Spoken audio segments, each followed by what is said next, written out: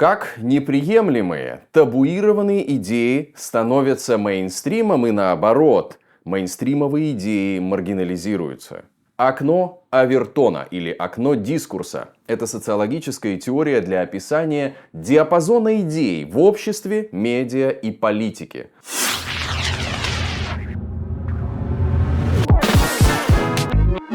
Во всем мире в 21 веке стала модной концепция окна Авертона. Люди верят, что с ее помощью политики внедряют в общество выгодные для себя идеи. Но изначально окно Авертона – это лишь социологическая модель, которая появилась для описания того, как идеи в обществе с течением времени меняются и влияют на политику. В основе концепции лежит утверждение, что представители власти поддерживают только общепринятые идеи и нормы. В противном случае они потеряют доверие избирателей.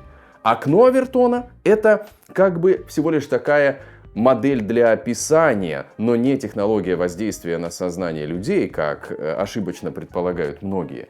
Концепция объясняет, как идеи появляются и исчезают в обществе, так же, как гравитация объясняет, почему предметы падают. Это в середине 90-х годов сказал Джозеф Авертон, вице-президент Мичиганского центра публичной политики МакКинон. Сотрудники МакКинон-центра поддерживают либертарианские взгляды. Это такая, можно назвать тусовкой, можно назвать сообществом ученых, пиарщиков либертарианских взглядов. И они используют свои знания и методы для продвижения либертарианских идей и изучения общественного мнения по разным социальным вопросам и по разным темам медиа, общества и политики.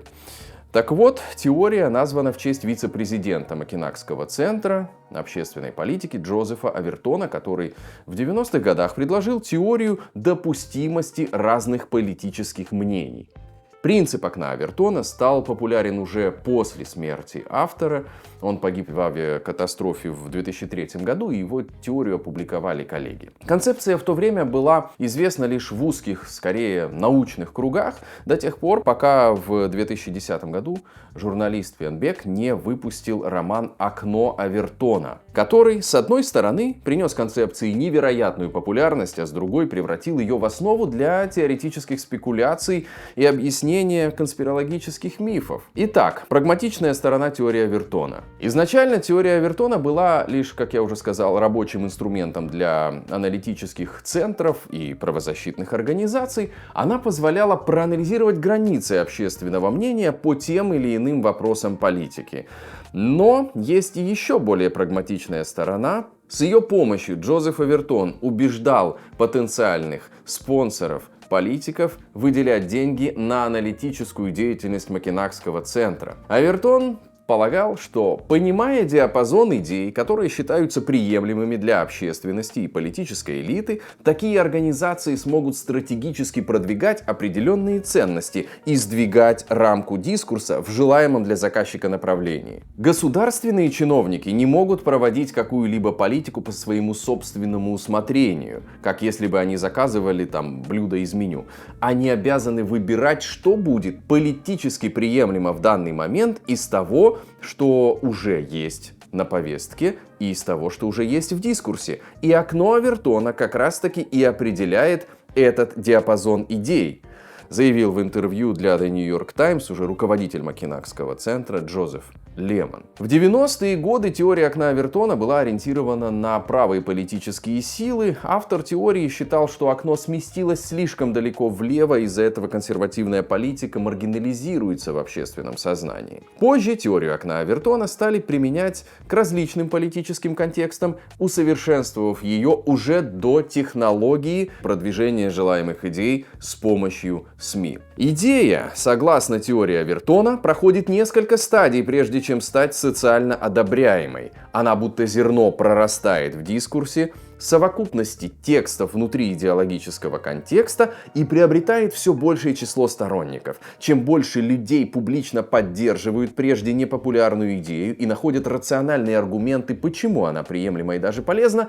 тем быстрее она становится социально одобряемой нормой. В то же время существенно меняется сам дискурс. Проблема освещается чаще, ее противники представляются с непривлекательной стороны и получают обвинения в непрогрессивности или фанатизме.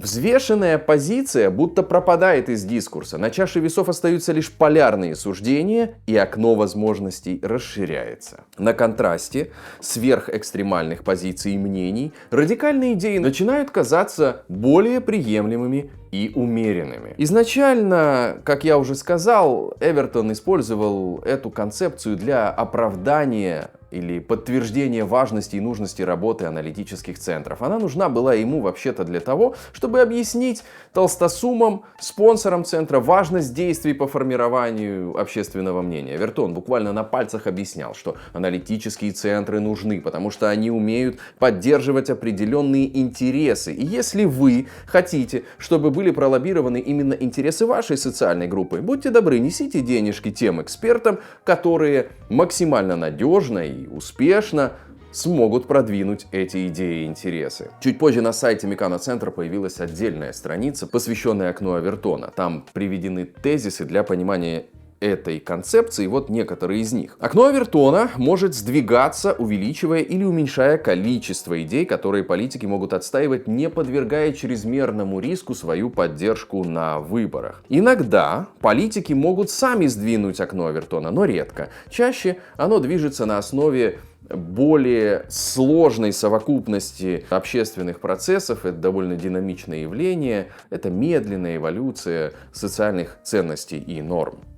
Окно Авертона не объясняет, как в целом работает политика. Концепция лишь описывает одну главную мысль. Представители власти не будут поддерживать идеи, которые отвергает общество. Диапазон их политических возможностей ограничен общепринятыми социальными нормами и ценностями. Сам Авертон и его коллеги из Мекано-центра никогда не утверждали, что в общество реально внедрить абсолютно любую идею. Они лишь описывали концепцию введения публичной политики, но тезисы оказались настолько просты для понимания, что конспирологи начали использовать их в теориях заговора. Политические идеи не существуют в общественном сознании без определенной оценки. В 2006 году спичрайтер Джорджа Буша-младшего Джошуа Тревини предложил шкалу принятия политических идей, которая в то же время отражает стадии движения окна Авертона и объясняет, как оно работает. Немыслимо, радикально, приемлемо, разумно, популярно. Нормально, популярно, разумно, приемлемо, радикально, немыслимо. Идеи на концах этого спектра не включит в свою программу ни один политик, так как он утратит поддержку избирателей. Представители власти чаще всего действуют в пределах этого самого окна Авертона, то есть не выходя за границы общепринятых норм и ценностей, и отрицают вещи, которые не поддержит большинство. Окно Авертона может смещаться или расширяться, увеличивая или уменьшая количество тех идей, которые политики могут публично одобрить, не потеряв в своих рейтингах и в поддержке электората. Обычно окно Авертона меняется из-за совокупности факторов. Особенности освещения проблемы в медиа, роста или угасания популярности лидеров общественного мнения, внезапных социальных потрясений и тому подобного. Так, самые абсурдные и социально неприемлемые идеи могут сдвинуть окно Авертона и изменить негативное отношение общественности на противоположное. То, что сегодня считается немыслимым, потенциально может стать вполне приемлемым и популярным или нормальным. Примеров того, как расширяется окно Авертона, невероятно много, и вот, на мой взгляд, наиболее интересные из них. Эмансипация женщин.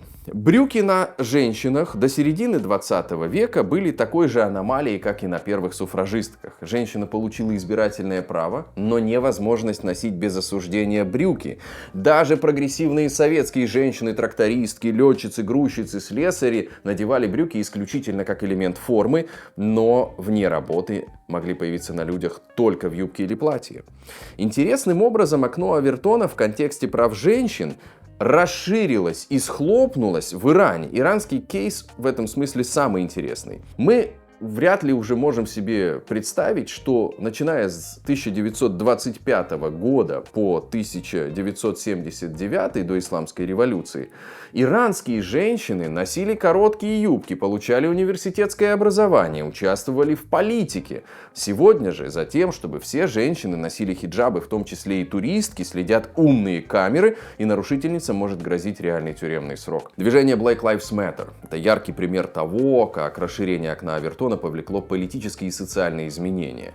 Дискурс тоже трансформировался, и довольно быстро по историческим меркам. Под идеологию поддерживать уязвимые сообщества начали подстраиваться крупные корпорации и внедрять алгоритмы для цензурирования постов тех, кто движение не поддержал. Так окно Авертона позволило превратить борьбу за равенство в борьбу за привилегии и повышение своего статуса. Однополые браки. За последние несколько десятилетий отношение общества к однополым бракам кардинально изменилось. Идея, которая раньше считалась неприемлемой и не обсуждалась публично, сегодня находится как минимум на стадии «приемлемо», а более чем в 34 странах вообще закреплена на уровне законодательной нормы. Идея прошла путь от законов о мужеложестве, так это называлось в Советском Союзе, до декриминализации и даже легализации однополых браков на законодательном уровне. Изменение климата. Эта проблема достаточно недавно из относительно нишевой превратилась в глобальную. По мере того, как общественное мнение менялось в сторону большей заботы об окружающей среде, расширялось и окно Авертона. Политические идеи, связанные с изменением климата, перешли из периферии в мейнстрим. И те страны, которые не взяли курс на устойчивое развитие, зеленой энергетики, например, будто бы и выпали из мирового тренда. Иммиграция. Вопросы иммиграции долгое время были спорными во всех странах. Дискуссии шли о том, как управлять этим процессом, регулировать его в контексте демократических ценностей и прав и свобод человека.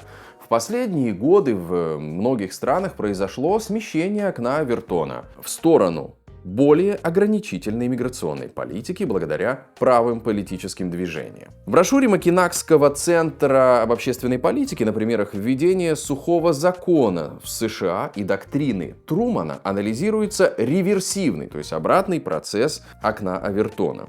До введения сухого закона уже существовало растущее движение против потребления спиртных напитков, однако в целом запрет алкоголя считался экстремальной и непрактичной мерой. Окно Авертона сместилось. Бизнес-элита, религиозные деятели и политики начали считать, что сухой закон — это единственная возможность оздоровить нацию и избавить ее от пагубной привычки. Так было принято 18-я поправка Конституции США, вводившая сухой закон. Антиалкогольная кампания, которую вели американские власти в 1920-е годы, не решила проблему злоупотребления алкоголем, как ожидалось, а нанесла ущерб национальной экономике, породила группировки, нелегально торгующие спиртным, и способствовала, в общем, росту преступности. Сухой закон отменили в 1933 году, признав его непопулярность. В заявлении президента Гарри Трумана на заседании Палаты представителей Сената Конгресса США в 1947 году, которое в дальнейшем назвали доктриной Трумана, изначально не казалось общественности логичным и правильным. Идея военно-экономической помощи другим странам вызывала много споров. Тем не менее, эта речь на десятилетия определила внешнюю политику США: защищать демократические страны от советской экспансии, платить им за лояльность и сообща бороться за утверждение США как мирового лидера в борьбе с красной угрозой. Доктрина Трумана послужила одним из аргументов для участия США во Вьетнамской войне. Это был первый вооруженный конфликт, транслировавшийся по телеканалам. Медиатизация войны привела к многочисленным протестам, зарождению движения хиппи, появлению вьетнамского синдрома и травме свидетеля даже среди тех, кто напрямую не участвовал в военных действиях. То есть непопулярные идеи, которые стали мейнстримом благодаря общественной дискуссии, могут вернуться на прежние позиции, если их несостоятельность будет очевидна. В целом, способность к производству собственного суждения, сомнения в позиции других, образованность, способность к обдумыванию первых автоматических реакций, помноженные в обязательном порядке, конечно, на навыки факт-чекинга, дают неплохие результаты. Такому обществу сложно быстро продать идеи, которые безумны, то есть не отвечают более-менее солидарным представлениям о ценностях этого общества. Но эти ценности со временем меняются, в целом идут рука об руку с историей общества. Подведем итог. Концепция окна Авертона изначально воспринималась как одна из многочисленных теорий массовой коммуникации. Она обосновывала работу аналитических центров и объясняла, как может меняться коннотация какой-либо идеи в медийном или политическом дискурсе и отношение общества к ней. Позже она стала политической технологией, суть которой была в том, чтобы инициировать обсуждение какой-либо важной проблемы в медиа, освещая ее с полярных сторон. Побочным эффектом такой концепции стало обоснование с ее помощью конспирологических теорий. Если признавать возможности окна Авертона в таком ключе, придется также согласиться и с тем, что современный пользователь медиа – пассивный потребитель информации, не способный к критическому мышлению. Согласны ли вы с этим утверждением и как быстро вы съедаете то, что вам предлагают медиа? Как быстро вы принимаете новые идеи? Напишите об этом в комментариях, и какие именно идеи, как быстро вы приняли, может быть, стали их адептом. Поставьте лайк нашему видео. Это проект Ару ТВ «Изи за политику». Меня зовут Артем Остапенко. Через неделю новый выпуск.